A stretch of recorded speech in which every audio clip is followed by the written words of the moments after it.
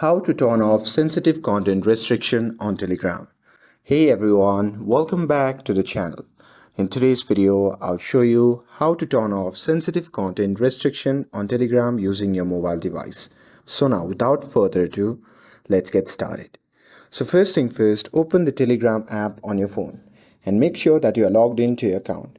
And here, once you are inside the app, simply tap on the three dash icon shown in the top left corner of the screen. And once you tap on it, a pop-up menu will appear. From that menu, simply tap on Settings. Now here, once you are in the Settings section, simply scroll down and tap on Chat Settings.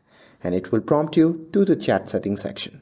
From here, you can simply scroll down to the bottom and there you can see the option labeled as Show 18 plus content.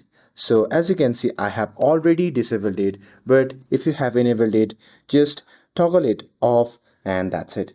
That's how you can turn off the sensitive content restriction on Telegram. With this, if you found this video helpful, then don't forget to like, share and subscribe to get updated for more videos. Thanks for watching and I'll see you in the next video.